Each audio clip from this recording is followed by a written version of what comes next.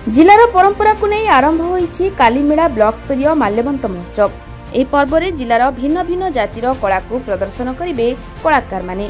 जिलार विभिन्न दलर नेतांकठु आरंभ करी जिला प्रशासन एवं जिलावासी मिलित भाबरे पालन करिवे एही पर्व।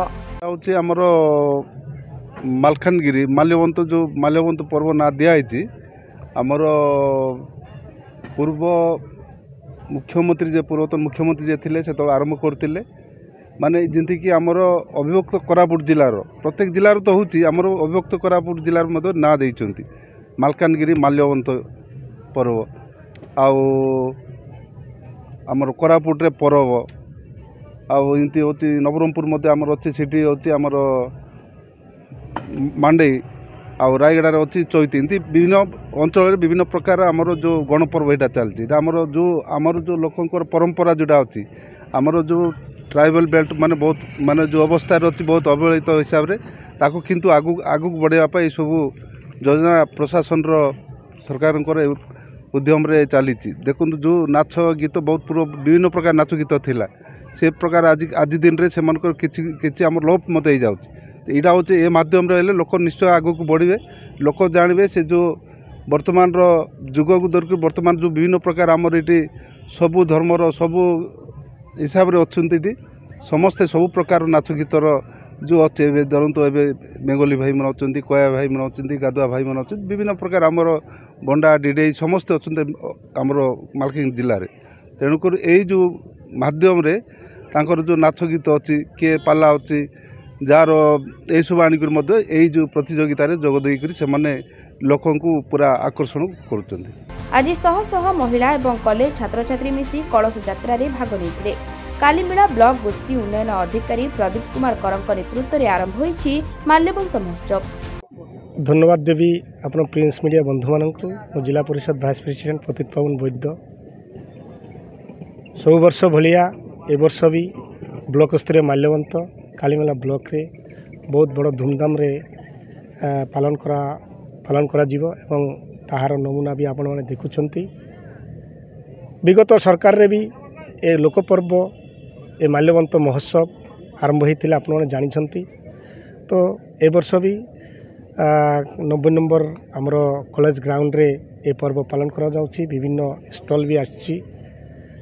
ए माल्यवंत महोत्सव पालन करिबा उद्देश्य हला आमर मालकानगिरी जिले में जो 14 गोटी जनजाति अच्छी से प्रतिभा को उजागर करने से प्रतिभा को लोकलोचन को आने देखापी ए माल्यवंत पर्वर मूल उद्देश्य। तो कालीमेला ब्लॉक रे ए वर्ष टिके अन्य प्रकार भाव में धूमधाम रे करा जाउछि एथबे प्रशासन को मु धन्यवाद देबी। तबे 2 दिन धरी चलिबो एही माल्यवंत महोत्सव। बॉलीवुड तारका करिवे राति रे मनोरंजन।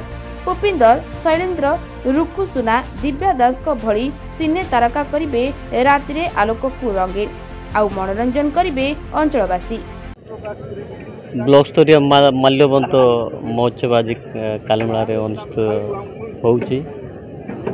तो माल्यवंत महोत्सव पालन करबार मुख्य उद्देश्य होउछि ए अंचल ऐतिह्य परंपरा संस्कृति को बजाय रखा उद्देश्य रे प्रत्येक जाति धर्मर लोक निज निजर संस्कृति परंपरा को ये प्रदर्शित करी आपको केमती से माने पुनरावृत्ति से संस्कृति परंपरा को आउथरे जीवित करने ये प्रयास ब्लॉक स्तरीय प्रयास करा जाउछि।